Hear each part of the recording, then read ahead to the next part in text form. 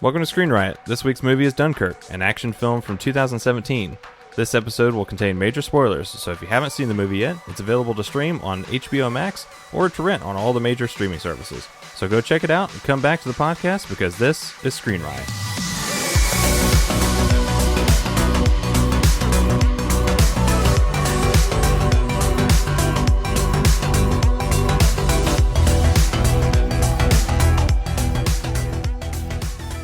Welcome to the second episode of Season 3 of Screen Riot. I'm Justin, and I'm joined with co-hosts Eddie, Kyle, and John. And as Kyle said in the opening, we are taking a look at Christopher Nolan's war film, an action movie called Dunkirk from 2017. Yeah. So in May 1940, Germany advanced into France, trapping Allied troops on the beaches of Dunkirk. Under air and ground cover from the British and French forces, troops are slowly evacuated from the beach using naval and civilian vessels. The story of Dunkirk is told from three perspectives: land, sea, and air. And the main story that binds the film together is on land, which follows Tommy, a young British private played by Fionn Whitehead. He arrives at the beach and he meets Gibson, another private who is burying a body, and played by Enyrun Bernard. Tough to say.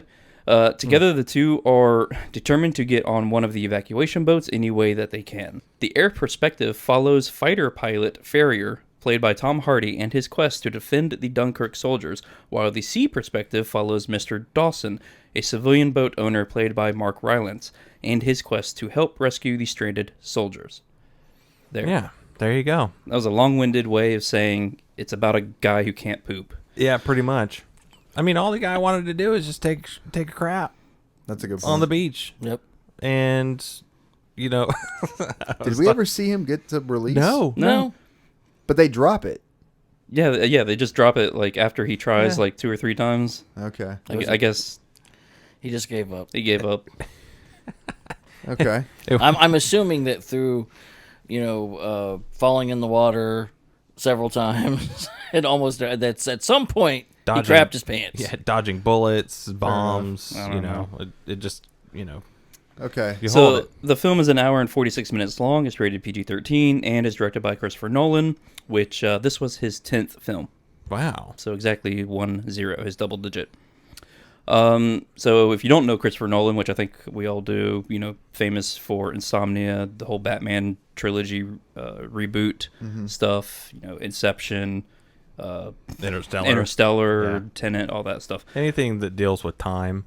Yeah, basically. That's kind of a stick. Though as I was watching this movie, I was thinking that too. Yeah. This is my second time I've seen this movie. Same. So I first saw it in theaters when it first came out because I was super excited to see it. And I was actually, I remember reading in the news and stuff that the production company, the production company, the studio, were trying to force him to re-edit this film to make it more palatable to audiences because they thought that the time jumping around was too complex. Yeah. Which I can kind of see because I've heard some friends talk about it and they said it was complicated and, some people said it wasn't, blah, blah, blah. So it's basically a matter of perspective, I guess. But I'm happy that Nolan tries these things, Yeah. It definitely makes you think out of the box if you're trying to make a movie of what happened in real life. Right. And you're trying to involve the time, I don't know how to say it.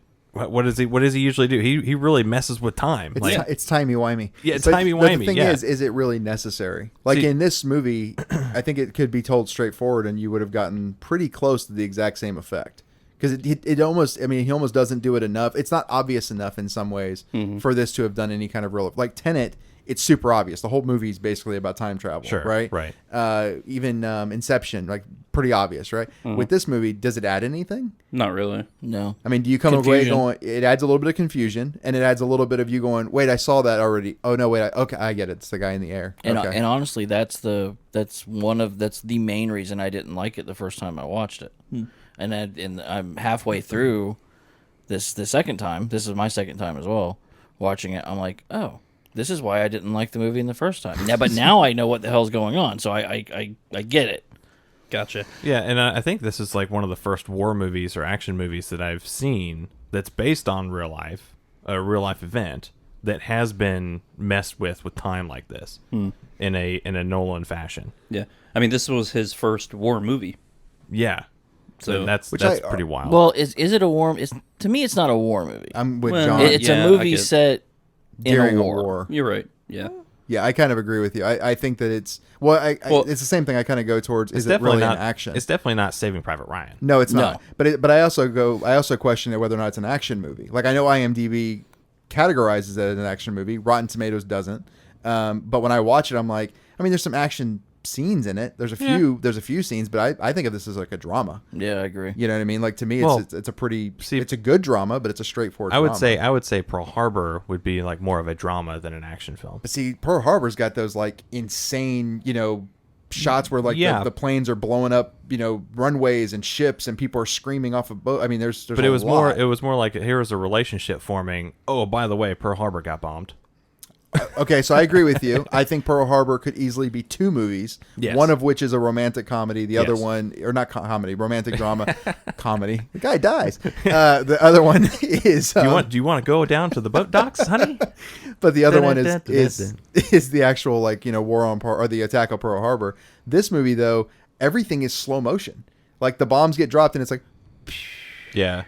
Well, and it's just like it's so slow. But that's kind of, and I've never been in a situation like that. Yeah. But I would think that I would imagine that that's kind of how it is in real life. Oh no, completely. It's like Yeah. if you're Tom Hardy and you're trying to shoot down another plane, you're just kind of. Yeah. It's like Yes. Taking your time. exactly. No, and that's the Running out of thing. fuel. I'm not disagreeing with you, but then you have a question of, okay, well, is it better to make something that's a little more sensational and make it more of an interesting, quote unquote, action style movie, Instead of a gimmick. or do something that's dry and that you're like, okay, well, it's a movie about war, granted, but it's so straightforward. It's so, I mean, when the medical ship gets bombed at the pier, it's like, okay, it's. Granted, it probably happened that way. It probably happened to where they had time to kind of like push it away and people were jumping off and stuff, and it's very sad and all that, but you have all this time to sort of process feelings. I don't think about action movies always being like that, typically not being like that. There are some that are that way, and I'm not trying to shit on this one immediately. Yeah. I'm just saying there's some where I'm like, okay, well, there's at some point where I question, again, is it really an action movie or is it actually just a war drama? It could be. It's categorized as an action because of all the little actiony things Yeah. that are in it. Getting clammed together and going, okay, there's enough action in it to where we can classify it as an action film, and that will sell seats. Fair enough. Oh, yeah. Maybe. Well, so since this was released in 2017, that means it was in the 2018 Oscars. To go over that real quick. So it won 3, while it was nominated for a total of 8. Okay. Wow. Let me guess. Cinematography? So it was nominated for cinematography. Mm-hmm. It was nominated for original score for the Hans Zimmer score. Oh, God. Screenplay? It was not screenplay. It was nominated for production design. It was Which I agree nominated with. for directing, and nominated for best picture. It won film editing, sound editing, and sound mixing. I could concur with that. Well, wait, was it put up for those? Yeah. Well, yeah. Because I had So, to win. yeah. Oh, you're saying in addition In to. addition to, yeah. Gotcha. So it was nominated for 5, Yes, Eddie. That's how awards go. 1, I 3. figured, but Yeah. I was So trying the- to fill in the blanks. So the studio wanted Nolan to go back and re-edit it, but it ended up winning editing. Yes. That's funny. Yes. I bet you he dropped the Take Oscar on that, that. studio. We're like, So dropping the mic. What was his Picture. 11th film? That's what I want to know. Tenet. Tenet was his 11th. Well, then it was the 11th? Yeah. Well, there you go. That explains that. So I like the coloring of the movie and the cinematography. I did like both of those, right? The production design, I agree with that. Well, they shot on the beaches of Dunkirk in France. So that was pretty easy. So that's right? pretty easy. Yeah. We'll shoot them on the beaches. Yeah, right. Shoot them on the ships. I didn't think the sound editing was all that. I don't know. I wouldn't say it was bad, but it definitely wasn't standout. I don't know. There was so much, like you're talking about the score. Did you guys, I mean, it was pretty dry. Yeah, Like, I can't think of anything other than that weird high pitched noise that he puts in everything. Yeah. That high whistle noise that he puts in all of his films. Hans Zimmer really, I don't know. I think it was after Inception. It had that tempo, that noise. It's like this high pitched. Yeah, it's a weird. I can't explain it. Yeah, Like, it's almost like a musical machine gun. That's all I can really describe it as. It's a watch at 20,000 Yes. cycles, and it's a watch. Yeah, so it's time. That's like you're sitting here, basically a sitting duck, and you're just waiting. You're waiting for help to come and take you off this beach, but it's not arriving, and it's just a nonstop ticking of a watch, and that's pretty much it. Yeah, Jesus. it's actually Hans Zimmer recorded Christopher Nolan's pocket watch, which was his father's pocket watch, and it's used all throughout the soundtrack. Yes, it is. Just to make it time, essence. Gotcha. Everything needs to happen. Action-y. Yes. Okay. The suspense is so- killing me. Suspense. Okay, I'll give you suspense too. I could even see it in that genre more than action. Yeah. You know, like, because I mean, again, the whole time you're like, are they going to die? Are all three of these guys going to die? I can't wait till they die. Like, it's sort of it's there. Here I'm always thinking like, okay, how lucky is Tommy? Which one's Tommy's Tommy? lucky as hell. The The main one that actor. had to poop. Oh, the one who had to poop. Yeah. He's almost Tom Cruise in not Minority Report, in War of the Worlds. Yeah. Like laser beams bending around Yeah. him to blast people in front It's of like him. he almost got shot. He almost got was drowned. He just bombed. Like Yeah. oil's covered all over him. Like, what the heck is going on? Like, man, you're really messed up, and you somehow survive. Yeah. Yeah. Fantastic. So it was nominated for cinematography. We were talking about we like the cinematography in this. It was beaten by Blade Runner 2049 that year. Ugh, Who was I don't agree. Who's Roger Deakins, which is one of my favorite cinematographers. Who is Yeah. the cinematographer in this one? Do you know? Off the top of your head? I don't know. It's Hans Zimmer. Christopher Nolan wanted to save a few bucks. Yeah. He said, Can you shoot this? As Hansi, well grab a as... camera. I've got it right here. Hansi. Hansi. They're very close. Hansi. He's got the thumbs and a pocket watch. It's, He just he hits the jukebox and it starts playing the score. Oh man. I like it. It's Hoyt van Hoytma. Okay. Is the cinematographer. That's an original name. So he did Tenet, Interstellar, Ad Astra. Yeah, he worked a lot with Nolan and some other people. He did Spectre, Interstellar, Call Girl, Tinker Tailor Soldier Spy, The Fighter, bunch of stuff. Yeah, he's a pretty good cinematographer. Yeah. Yeah, he's all right. Eh. Well, I mean, speaking about cinematography, this was the first fully IMAX film to be nominated for Best Picture. Oh really? I do remember Interesting. that it was a big deal for being released in IMAX. Mm-hmm. And since this was nominated for 8 Oscars, this isn't Nolan's first time getting to that 8, because a lot of films like get nominated for 8, So also The Dark Knight was nominated for 8, and Inception was nominated for 8. See, Inception's great. Like I think Inception's excellent, and Inception, I wouldn't even argue. Inception to me is an action film. You know what I mean? Like there's drama in it, but it's an action film. This I don't know. It doesn't have as much oomph. The thing is too, for it being a war film, because John and I briefly talked about this. I wanted this to actually come more from the perspective of the guys. Bringing the boats, the civilians, the civilian boat guys. Yeah. I would rather have had the whole movie be from their perspective. Honestly, that storyline is my favorite storyline. It's same for me. Yeah, so I mean, if the whole movie was from that perspective and they just saw planes coming over and all that kind of stuff, I think that would have been an excellent movie in a weird way. You know what's interesting about that? That Nolan got the idea to make this movie from he was taking a vacation with his at the time his girlfriend, future wife. They took a boat ride from. They did the trip. Oh wow! Okay. Across to Dunkirk. the aisle. Yeah, they said it took them 19 hours because of sea conditions. Jesus. Damn. No So wonder that- they're out but there for a long That's where time. he got the But idea. that's where he got the idea. Not from the original 1958 version. I don't think. I movie, mean, Dunkirk. well, I mean, his wanting to make. Oh, movie. okay. I guess that's what I meant to say. Well, to combat that, John, I mean, it actually did happen in real life. Yeah, so that it's too. not Yeah. it's not Well, really yeah, based yeah, off of the it's original true. screenplay, Dunkirk. It's true. However, I do want to watch now. There's another one from 1964 called Weekend at Dunkirk, which I Do not tempt me. want to watch this. Well, what's funny is Weekend at Bernie's is actually based on Based on that, that. yeah. And Weekend at it's Dunkirk. a very Okay. strange. No. It's just Kenneth Branagh who plays dead the whole time, and Branagh. Okay. That's how you say his name. To say this, by the way, what a waste of an actor. For such a big actor. I love Kenneth Branagh. So do I. I'm gonna stand on this pier. He sat on a pier for the entire fucking movie, and I'm like, what a waste of an actor. Well, it's the same as Tom Hardy. Tom Hardy to me is a good actor, but he wore a mask the entire movie. Right. It's like they did a Bane to him. Exactly. Yeah. And I'm like, what are you doing? This was What's the point? This was prep for Bane. It could be anybody. It could be anybody under the mask. Like, why does it need to be Tom Hardy? It doesn't make any sense. You're just wasting money at that point. When Tom Hardy was standing there watching his plane, go up in flames and everything, and he's kind of smiling and whatnot, my wife was like, "Wait, is this the first time we see his face?" You see it for about a minute at the beginning before he puts on the mask. Yeah, and he starts has fighting. it off. Yeah. But I'm like, well, without a helmet on, this is pretty much, what you see at like the last 30 seconds of the film. See, my thing is, like almost every other actor in this movie, I can't tell you anything that they've been in. Like, I couldn't say, like, the main guy, Tommy, the That was on purpose.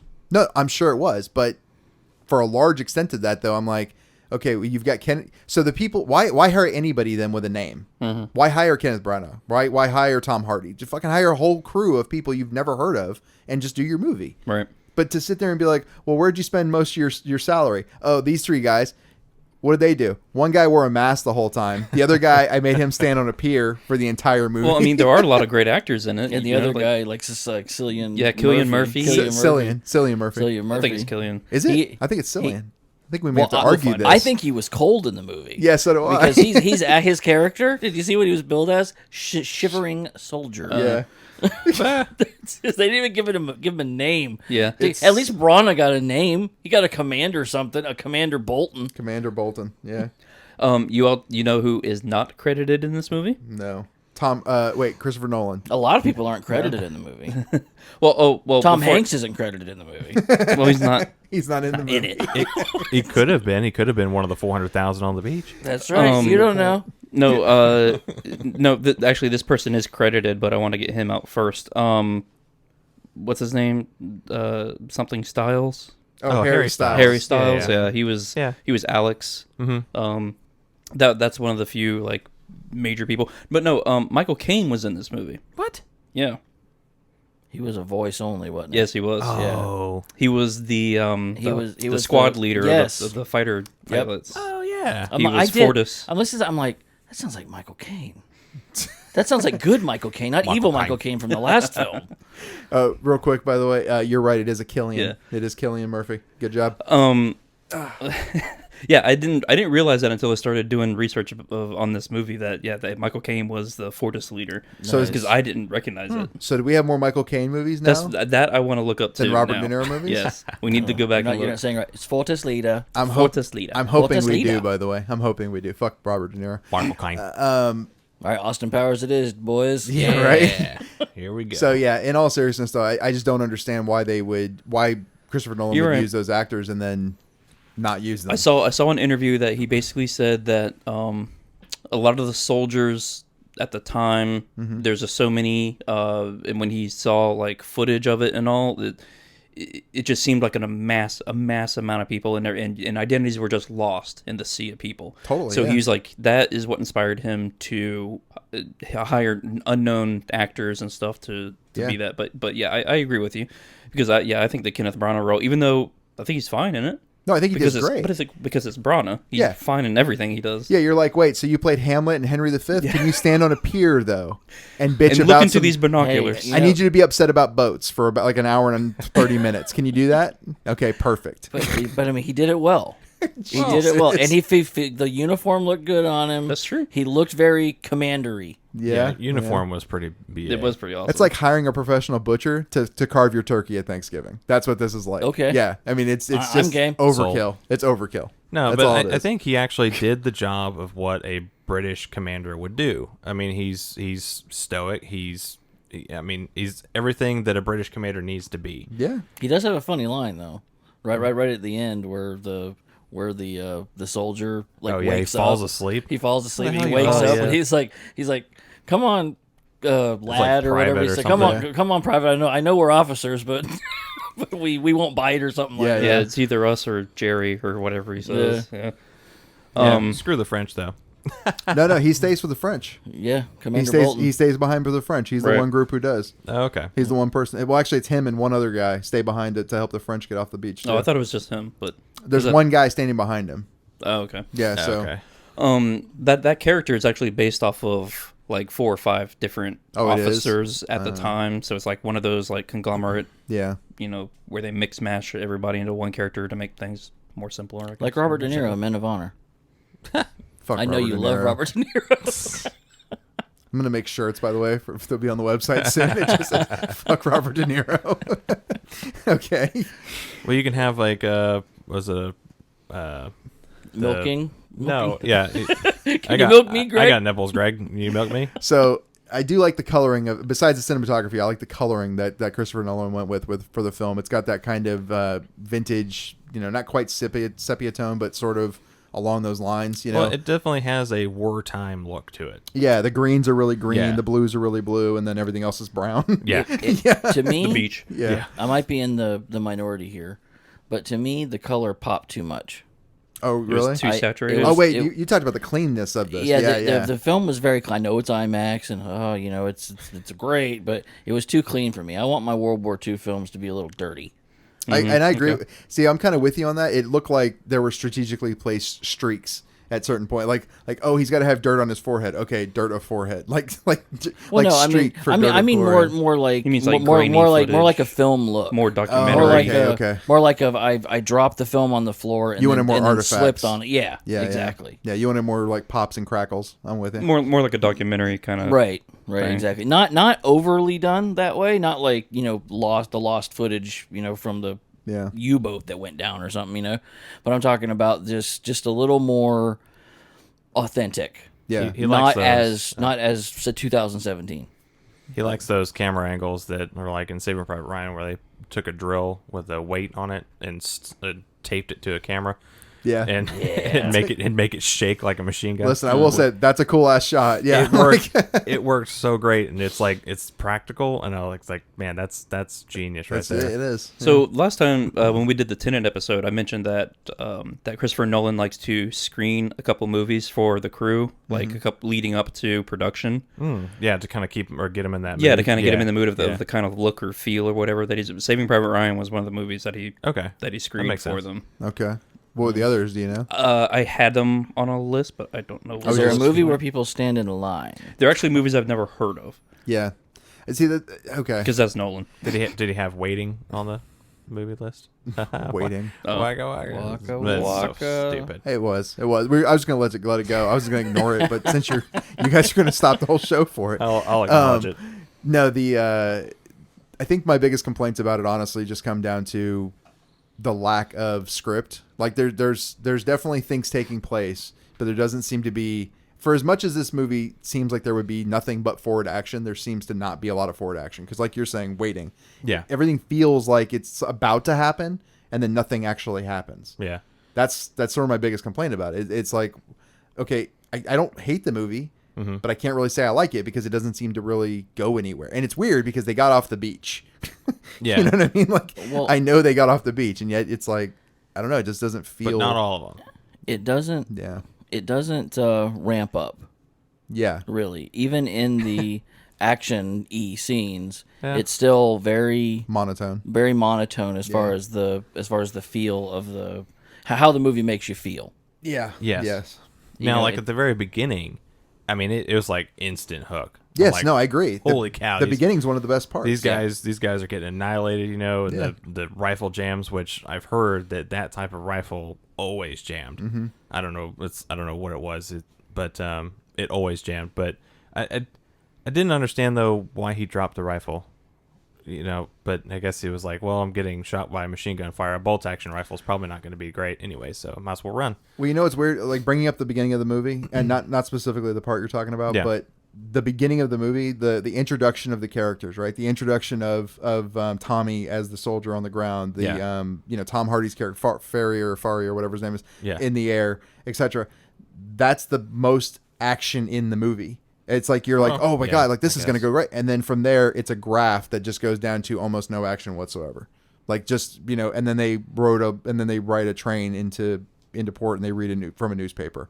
Like it literally is an action film where they end on, and then he read a newspaper to credits, and you're like, wait. I think what they were trying to do, instead of like at post credits, how they usually do war films on all the stats and how many people died and all that kind of stuff, and they kind of made it part of the movie. Yes. They were reading it as it was happening. When I said I'm glad they didn't go with a Winston Churchill like actor who's going to do the speech. Like a speech. Yeah, I'm glad they didn't like a do recreation. That. Yeah, Yeah. I'm glad they didn't do that. It's just everything about it felt very anticlimactic. You know what? That's what I would That's say. the word. It's an anticlimactic war movie, which is just the opposite of what you would want to see. Because don't get me wrong. Yeah. Like you're saying, in war, I'm sure there's moments where the bomb drops and you're like, oh shit, this is going to go really slow, and then it's going to, it just hit. Oh, here comes the boom.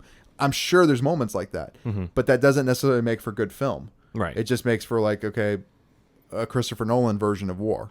And it's a very strange version of war. Well, since we're talking about the ending, I actually have a quote from Nolan about the ending.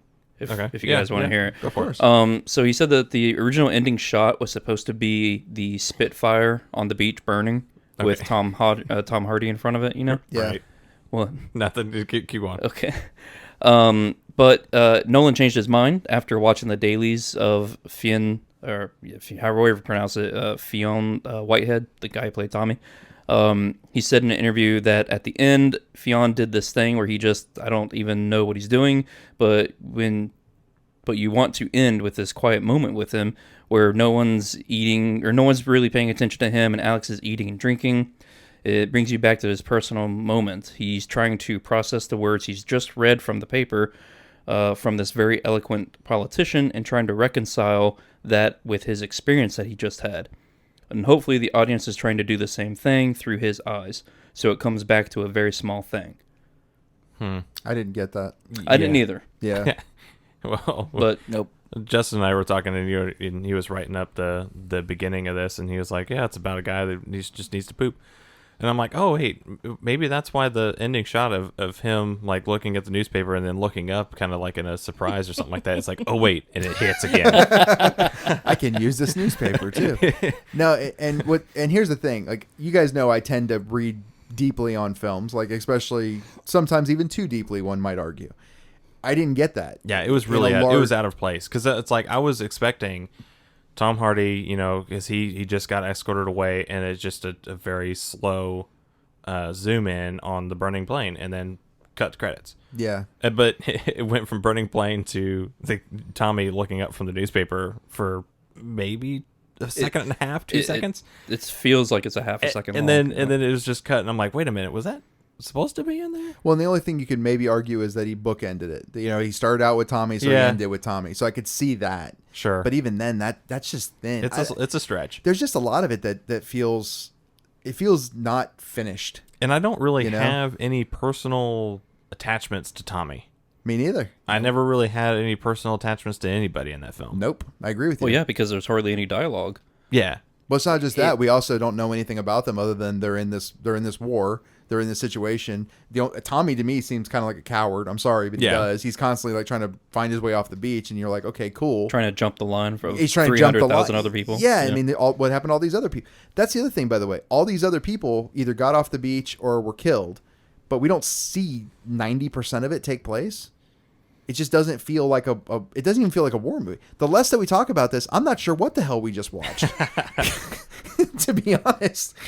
But going back, the only character that I cared about at all was Mr. Dawson. Yeah. Yeah. The civilian boat captain, right? Yeah. And that's what I was saying. Like, if they I make cared about the kid, too. Yeah. The one who got killed. Well, Yeah, that that whole was sad. story It's arc. fucking sad. Yeah. Yeah, that's Like, a sad part of that movie. If Nolan made Dunkirk 2, The Electric Reckoning. Boogaloo. the sequel, Yeah. and it was just following, like we were suggesting, about the Mr. Dawson and his son and George, the son's friend. If they just made that into a movie, I'm down. Sign me up. Well, and the thing I'd watch is, it. if they had done like, okay, he gets the beginning of the movie, right? You see far off in the distance a plume of smoke comes up, and then the Navy guys approach Mr. Dawson and a bunch of other ship captains, and they say, hey, we need help getting everyone off the beach in Dunkirk, and they go, okay.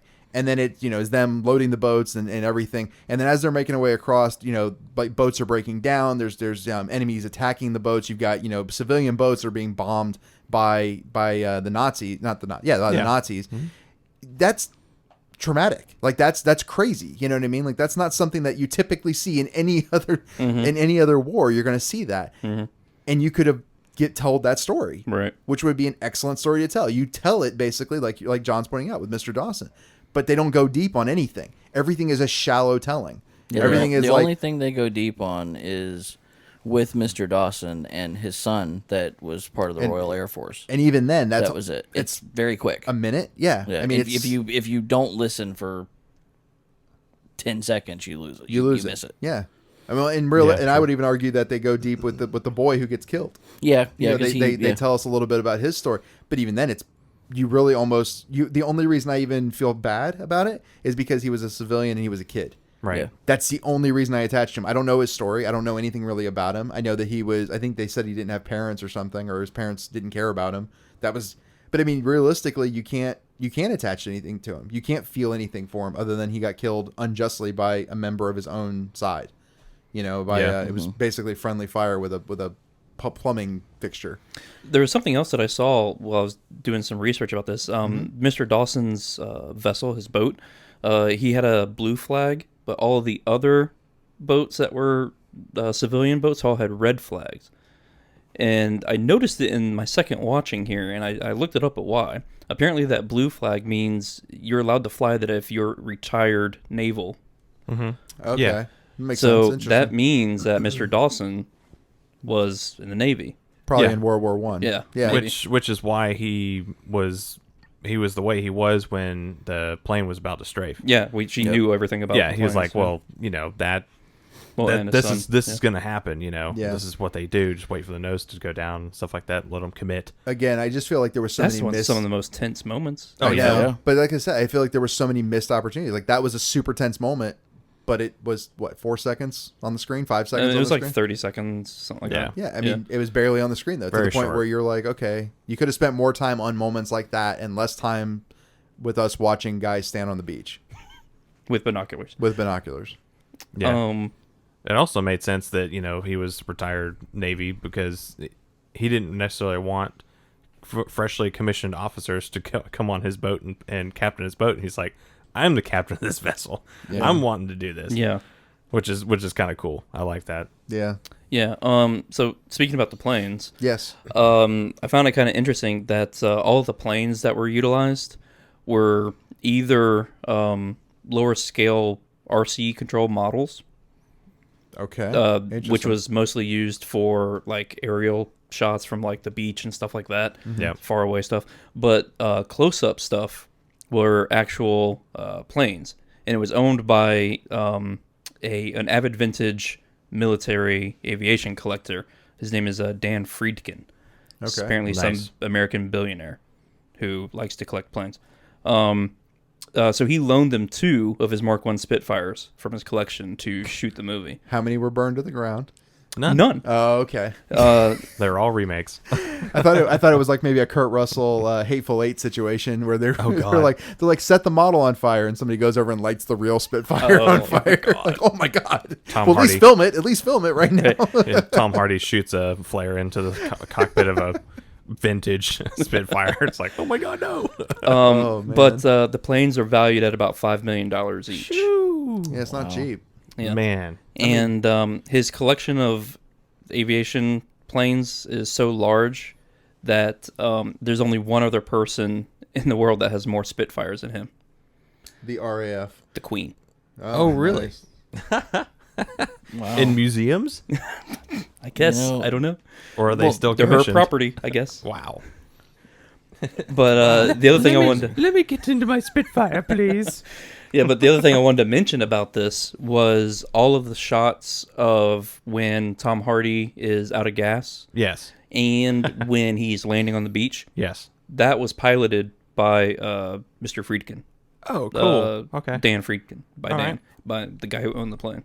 Well, that makes sense. And they really did that. They really landed on the beach and all that, apparently. So with manual pumping of the landing gear. Yeah, I don't know. That was that was freaky. That was suspenseful for me because I'm like, oh, this plane's gonna get wrecked. Yeah. You know. I mean, how many pumps of landing gear does it take to get to the center of a Spitfire? Well, and I made a joke with my wife, and I was like, yeah, I just remember making fun of this movie about Tom Hardy. He's like, well, some say he's still flying today. I was gonna say that in this podcast. You stole my joke. Sorry. Because it's like, how can this guy just glide around that long? Currents, air currents. I guess he just kept going down and then up and then catching the wind from the sea, yeah. and that's how he kept afloat. I don't know. Kept in the air. But apparently, to do the landing on the beach scene, the production team only had, I think it was about 30 minutes. Oh dear. To get as many takes as they could, That's because stressful. right after he landed,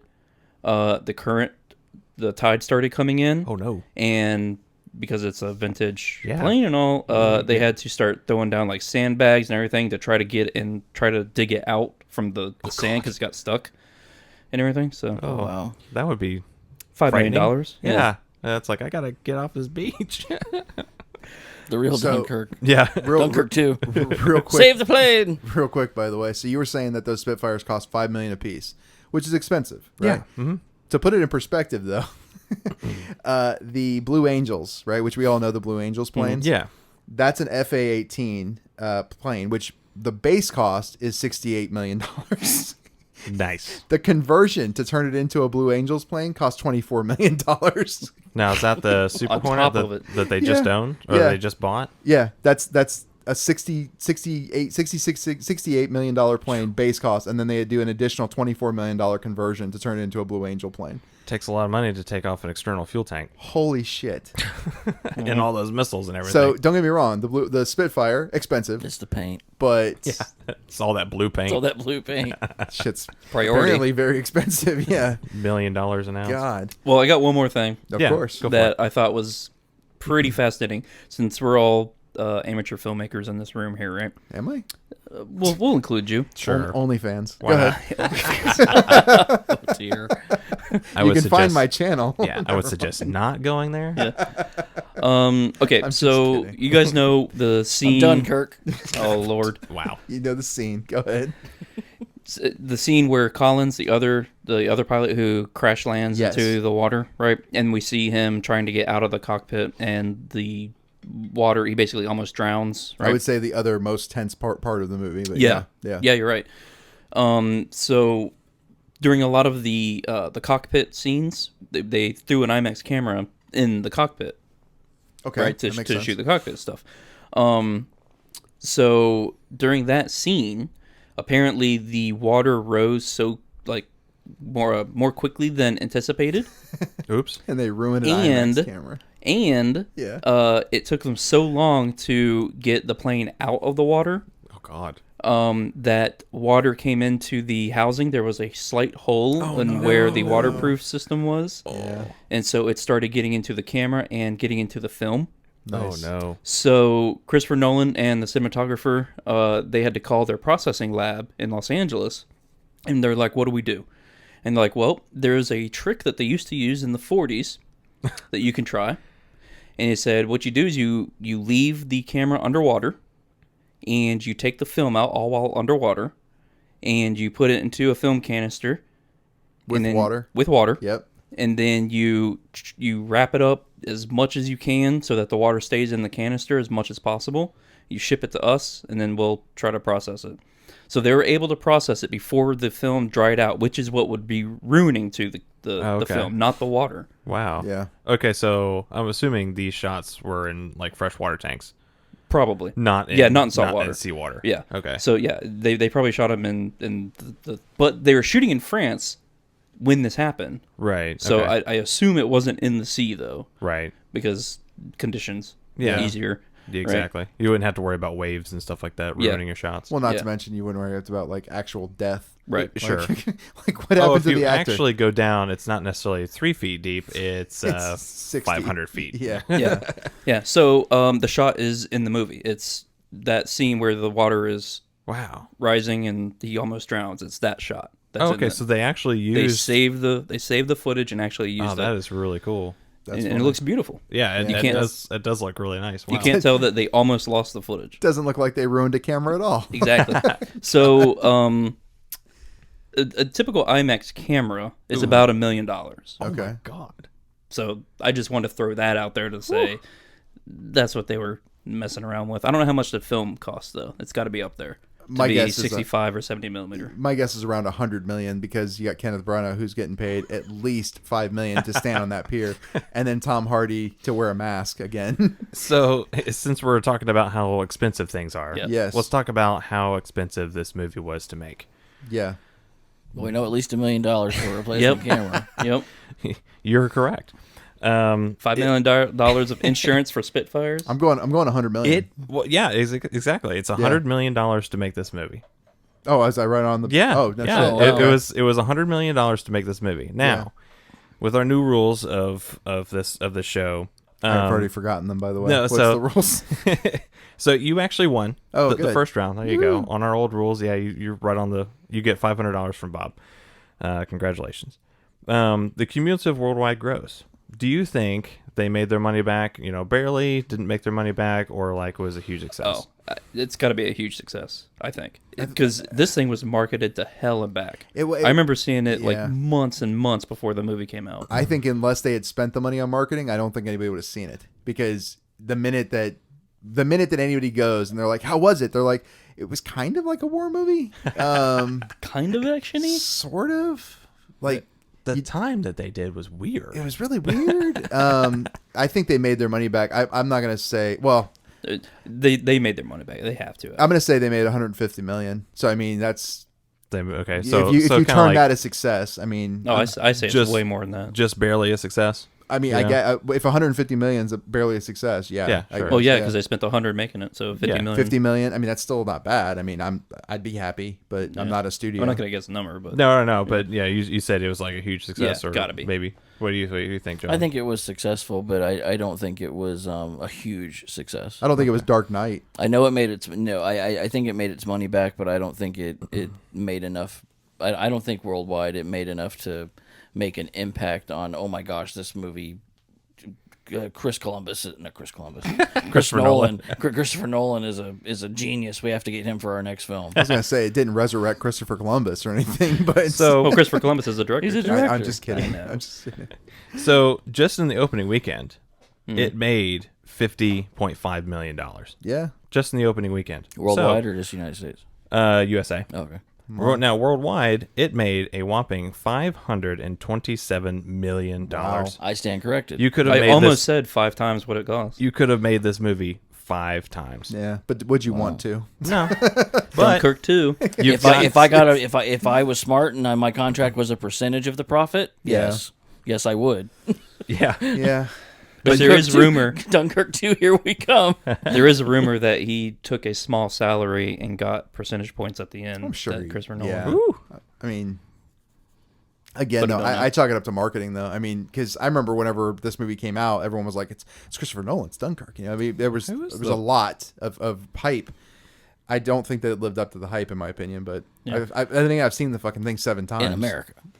In general, It might have over in France and in Britain land and all that. you Yeah, know? I'm not saying other people didn't enjoy it. I'm saying I didn't enjoy it. I just don't think it lived up to the hype. You know what I mean? I don't think that it was. Is it Sin Copy? Is that is Yeah, that- that's his Is it production company. Nolan's Mhm. production company? Okay, yeah, and then Warner Brothers, and then Dombey Street Productions. Dombey? okay. Dombey Street, Dombey. I don't Dombey. know. Must be down the. It's probably on It's the right from- French side. or It's right something. down from Downton Abbey. Yeah, Dombey. Dombey. Oh. Well, on the on the Rotten Tomatoes side of things, the critics gave it a 92%. Wow, Yep. pretty high. Yeah, That's very high. the folks over there at RogerEbert.com gave it a 3.5. Wow. Out of 4, right? Out That's of how they 4. do theirs. Yeah. Yeah. In the last paragraph, he says, "Yeah, I didn't like the movie." So 3.5, and he didn't like Great the movie. movie, but nah. Well, I mean, that's kind of where I'm at, to be honest. Yeah. Like, yeah. But the audience gave it 81%. Wow. Well, the thing is, I mean, like you were saying, like you're glad that Christopher Nolan pushes time and does stuff that he. you know, I just want to see creative stuff done. Yeah, I At mean- least trying things. and he does that. And he does a good job with that. The thing is that while to me he's like the first guy to make a a new tool, right? Right. First guy who makes a new tool makes the tool, and you're kind of like, it's not bad. There's places to improve. You know what I mean? It gets the job done. It gets the job done, but this could be done better. The second guy who makes the improvements on that tool is really the one you're like, oh, I'm buying that version. Like that thing's got this and that. Well, it's like Steve Jobs said, you don't have to be the first. Yeah. You just have to be the best. Yeah. Yep. And Christopher Nolan does a good job. Like, I liked Interstellar. I did. I liked The Dark Knight. I liked Tenet, etc. But at some point, you kind of get tired of that too. I mean, you can't.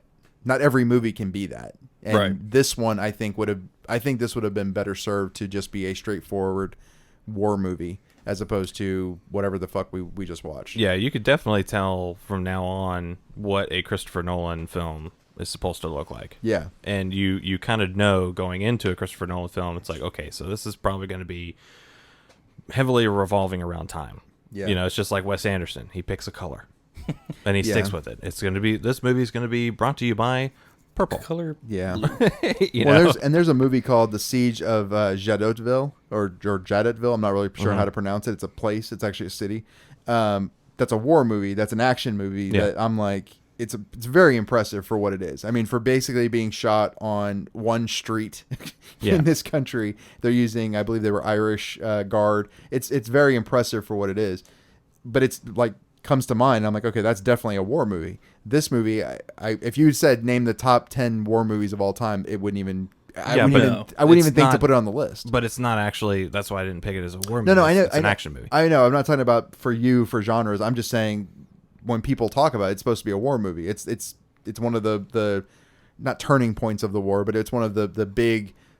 God, I hate to use the word highlights. It's one of those stories that you hear about with World War II. Like, it's a big story in World War II. Yeah. I mean, it was considered a military disaster. I know. For a long time. But that's what I'm saying. It's one of those stories of World War II, but I would not think to put this movie into that list of World War II movies or, war movies even. I just wouldn't think to put it there. Historically significant.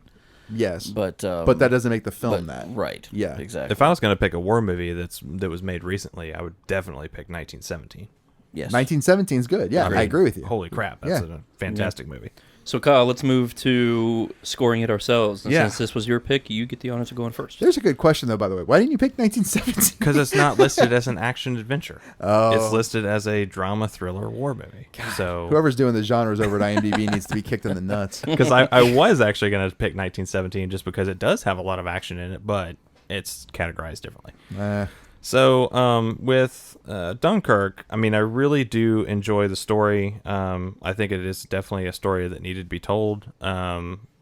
Just because of it's basically an ultimate sacrifice. You're shipped over there, and you're pretty much abandoned. It's like, see ya. Like, you're pretty much surrounded, and we have no air cover, and we can't protect you. So bye. It's basically like what that was it the commandant or whatever? Who was that? The admiral. Commander no, Bolton? it was the admiral that came on to the to the pier, and he was like, 30,000 would be a huge success. Right. So, and he's like, what about the other 400,000? The rear admiral. That's what it was. It was a rear admiral. Yeah. So, man, I mean, I couldn't imagine being on that beach, but as a film, I definitely like what you're saying, Justin, about the creativity on how this story was told. It definitely is a different type of storytelling to a normal, like, wartime flick. It's definitely doesn't do like a Saving Private Ryan where they storm the beaches of Normandy and then you see their progress all unfold linearly. Yeah.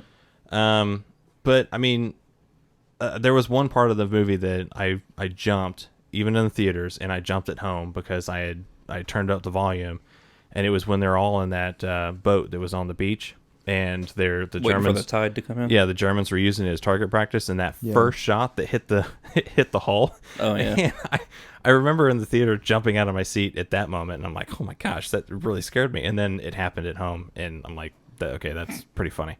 But all in all, I think I'm gonna give this a 6.8.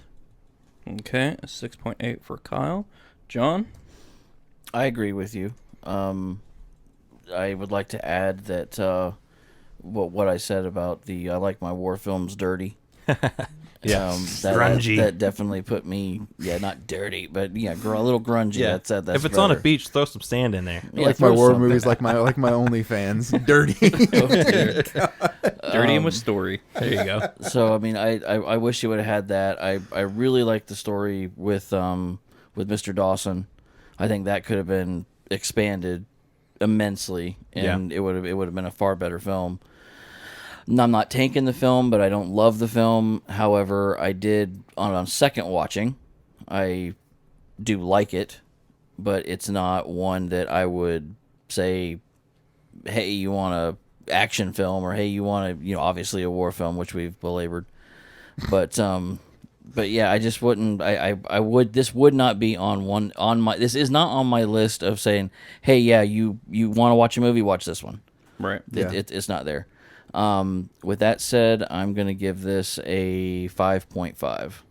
Okay, a 5.5 for John. So yeah, I do want to say, like, this is my second time watching it. I liked it better the second time. I'm not really sure what changed my view of it. But yeah, John, like you were saying, the whole story of Mr. Dawson stuff, totally down with that. That was my favorite. Anytime that scene came up, I was okay, perk up a little bit, pay attention to what's going on. I do like the stuff in the boat with the tide. We didn't really talk much about that scene. Mm-hmm. I do like that dynamic, that group dynamic that happens in there. Right. I found that interesting. And I think my favorite, if I wanted to pick like my favorite shot of the movie, it's when Tom Hardy's plane first cuts out of fuel, and there's that shot of him, coasting gliding over the beach, and it's just eerily quiet. Yeah, I do like that. That's very nice. That made like the hairs on the back of my neck kind of stand up and go, oh, that's unsettling. That's not the audio you typically hear when you see footage like that. Reminds me of First Man, the way they did that. The Neil Armstrong movie that with Ryan Gosling. Mm-hmm. It reminded me of that, like the sort of unsettling things that they were doing, like playing with sound in a weird way that's just not done normally. Yeah. So I mean, all in all, I think I'm gonna land like a solid 7. Okay. So, I definitely didn't hate the movie. I've seen it like 7 times. Like it's a solid movie, except that it's not a solid movie. Is the only way I can explain it. You know what I mean? Like it's got everything you guys are saying. I agree with you on. Like I do. I agree, which is not normally the case, but I do. Like I agree. Like I think Christopher Nolan needs to push the boundaries in the way that he's doing. I don't disagree with you for choosing it as an action film, because IMDb obviously listed it as such. Yeah. I just can't agree that it is an action film. And it was the only kind of recent movie on my action list. So I'm with you. Welcome. Listen, I'll take it. Okay, it's from the last 100 years. I'll take it. Okay, I'm just saying. Eddie and the audience approves. God.